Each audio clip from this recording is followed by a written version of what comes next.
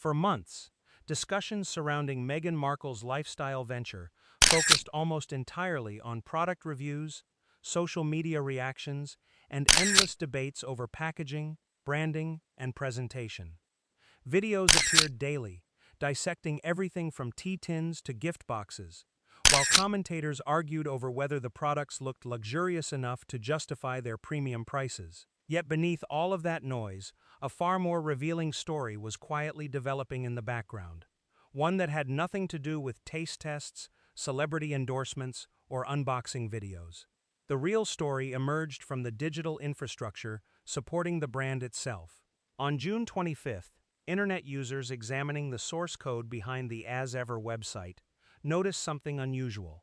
Buried within the metadata attached to product listings was a reference that appeared to identify the supplier behind certain tea products. Rather than displaying only As Ever branding, the code reportedly contained language referencing Republic of Tea, a well-established commercial tea company headquartered in California.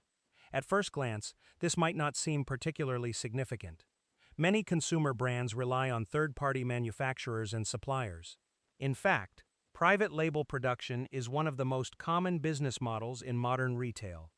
Countless successful companies source products from specialized manufacturers rather than producing everything themselves. Consumers encounter this practice every day, often without realizing it. The discovery became noteworthy not because a supplier existed, but because of what happened afterward. Shortly after media outlets and online investigators began discussing the metadata, changes reportedly appeared across multiple sections of the website. References that had previously been visible were altered or removed. Shipping information that allegedly identified Republic of Tea fulfillment facilities was revised. Language in frequently asked questions sections was updated. Descriptions became broader and less specific. For critics, these changes raised immediate questions. If the relationship with a supplier was routine and legitimate, why alter the language after attention was drawn to it? Why not simply acknowledge the partnership openly? Why revise information that had already been publicly accessible? Supporters, however, offered a different interpretation. Companies regularly update websites, improve wording, and adjust descriptions as businesses evolve. Website revisions happen constantly across the commercial world. Changes do not automatically indicate wrongdoing or concealment. In many cases, revisions are simply part of maintaining a growing brand. The truth may ultimately lie somewhere between those competing perspectives.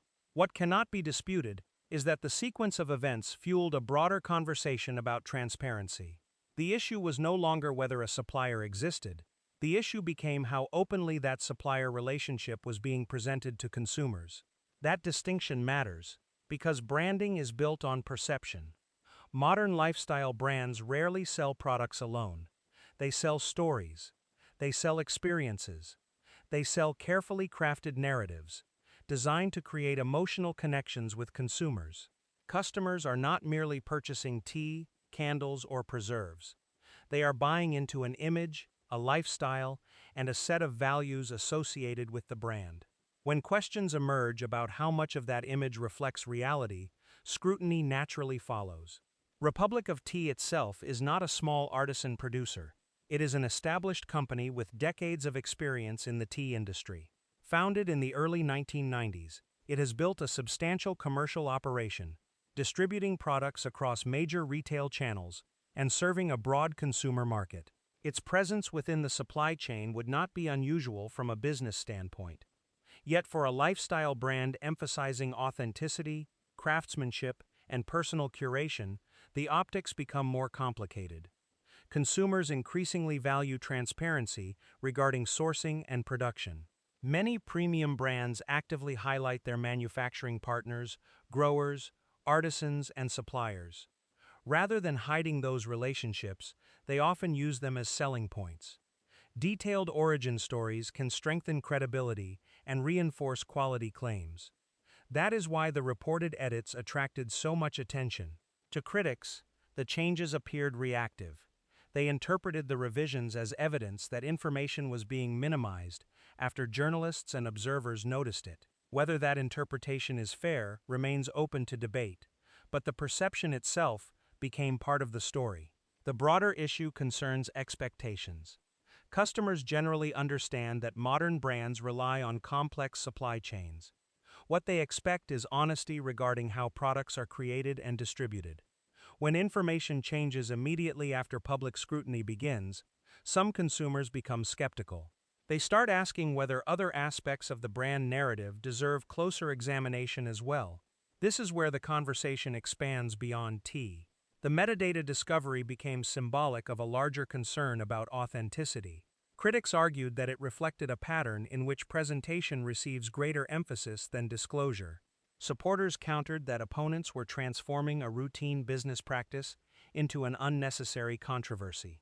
Regardless of which interpretation one accepts, the incident demonstrated how fragile brand trust can be. In today's digital environment, even small details can become major talking points. A line of code, a shipping policy update, or a revised FAQ entry can generate headlines around the world. Consumers have access to more information than ever before, and online communities are increasingly skilled at uncovering details companies never expected to become public discussion topics. The as-ever situation illustrates this reality perfectly. What began as a technical observation quickly evolved into a debate about branding strategy, supplier relationships, and corporate transparency. The conversation shifted away from product quality and toward operational structure. Suddenly, people were discussing fulfillment networks, sourcing arrangements, and back-end website data rather than tea flavors or packaging design. That shift changed the entire narrative. Instead of asking whether the products tasted good, observers began asking who made them. Instead of debating label aesthetics, they questioned supply chain disclosure. Instead of focusing on marketing messages, they examined the systems supporting those messages. And once that process begins, it rarely stops with a single discovery. The significance of the metadata incident lies less in what it revealed than in what it encouraged people to investigate next. It opened the door to deeper questions about inventory, sales performance, partnerships, trademarks, and business operations. It transformed casual curiosity into active scrutiny. Whether those subsequent questions ultimately validate or disprove critics' concerns remains a matter for evidence, not assumptions. But one thing became clear. The story was no longer about a tea blend or a lifestyle product. It had become a story about transparency itself. And in an age where consumers increasingly demand authenticity from the brands they support, transparency may prove far more valuable than any marketing campaign ever could. If the metadata discovery raised questions about transparency, the inventory data transformed those questions into something much larger.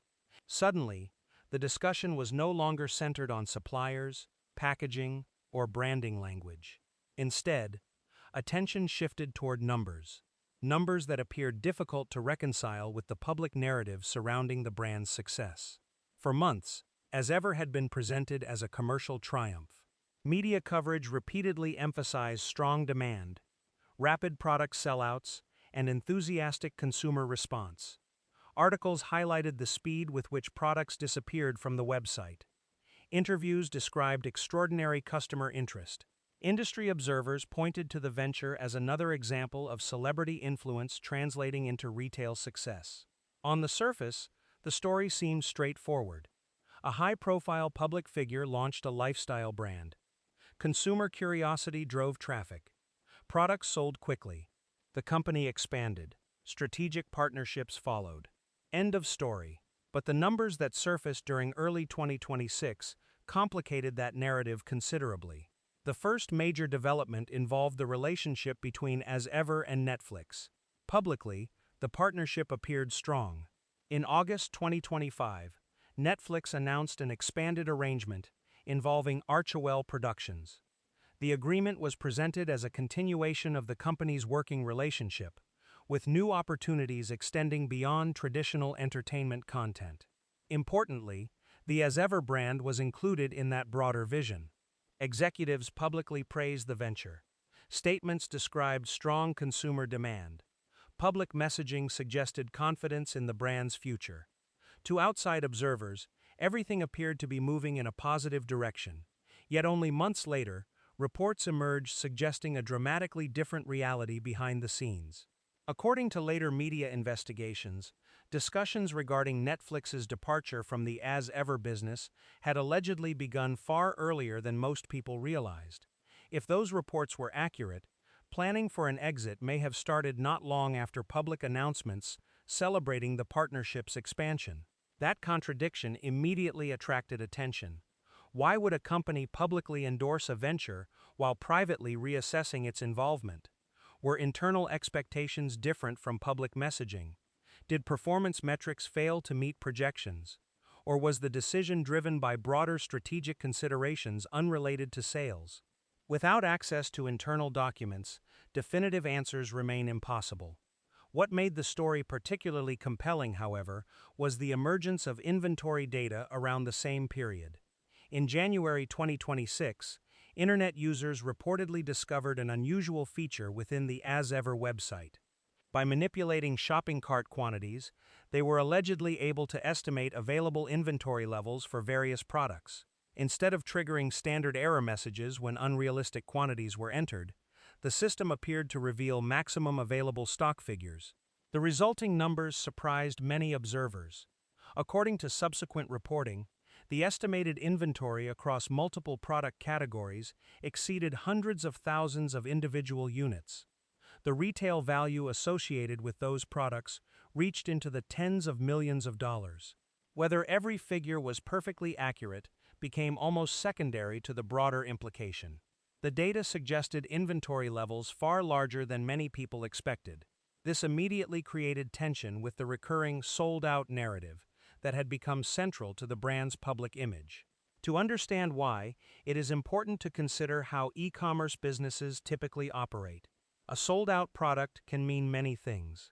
Sometimes demand genuinely overwhelms supply. Sometimes brands intentionally release limited quantities to create scarcity and excitement. Sometimes inventory is replenished regularly, creating recurring cycles of availability and sellouts. Without access to production numbers, sales figures, and inventory reports, consumers rarely know which scenario they are observing. That uncertainty became the focal point of criticism. Observers pointed out that a product selling out quickly does not necessarily reveal how many units were originally available. Selling 50 units and selling 50,000 units can both generate the same sold-out message on a website. From the consumer's perspective, the result appears identical. The difference lies in the numbers hidden behind the announcement. This distinction became increasingly important once inventory estimates began circulating. Critics argued that without transparent sales data, public claims regarding extraordinary demand remained difficult to evaluate independently. Supporters countered that private companies are under no obligation to disclose detailed sales figures. Most businesses keep such information confidential for competitive reasons. Both arguments contain valid points. Private companies generally have broad discretion regarding what information they choose to release. Investors, competitors, and consumers rarely gain access to complete internal performance data. However, when marketing narratives rely heavily on perceived scarcity and exceptional demand, questions about scale inevitably arise. How many units were produced? How many were sold? How many remained in inventory? Without those answers, observers are left attempting to interpret incomplete information. Website traffic statistics added another layer to the debate. Reports examining visitor numbers suggested substantial public interest in the brand. Hundreds of thousands of users reportedly visited the website during key periods. Yet website traffic alone does not guarantee purchases. E-commerce conversion rates vary widely depending on product category, pricing, customer demographics, and countless other factors. A visitor is not necessarily a buyer. Someone browsing out of curiosity contributes to traffic statistics, but may never complete a purchase. Celebrity brands often attract large audiences interested in observing rather than shopping. As a result, raw visitor numbers can create misleading impressions if viewed without additional context. This is where the controversy intensified. Critics began comparing reported traffic levels with estimated inventory volumes and publicly promoted sellout narratives. They argued that certain figures appeared difficult to reconcile. Supporters responded that outsiders lacked access to the full dataset and were drawing conclusions from incomplete information. The debate quickly expanded beyond inventory itself. Questions emerged regarding forecasting, production planning, and business strategy. Were inventory levels intentionally high in anticipation of future growth? Did the company expect demand to accelerate over time? Were products being positioned for broader retail expansion beyond direct website sales? These possibilities offered alternative explanations that could not be dismissed outright. Nevertheless, one reality remained undeniable. The inventory discussion fundamentally changed how people viewed the brand. Before the stock count discoveries, conversations focused primarily on aesthetics, celebrity influence, and marketing. Afterward, attention shifted toward operational performance. Analysts, commentators, and consumers began examining the venture through a more traditional business lens. The key question was no longer whether the products looked appealing. The question became whether the underlying numbers supported the success story being told. That question gained additional urgency when reports surfaced suggesting significant quantities of unsold inventory remained within the broader business ecosystem. Whether those reports were entirely accurate or only partially reflective of the situation, they reinforced perceptions that demand might not have matched public expectations. In business, perception can be as influential as reality. Once stakeholders begin questioning growth narratives, confidence becomes harder to maintain. Investors become cautious. Partners become selective. Customers become skeptical. The inventory controversy ultimately represented more than a dispute over stock levels. It became a test of credibility, and as scrutiny intensified, the focus increasingly shifted from what the brand claimed about itself to what the available numbers appeared to suggest. That shift would ultimately shape every conversation that followed.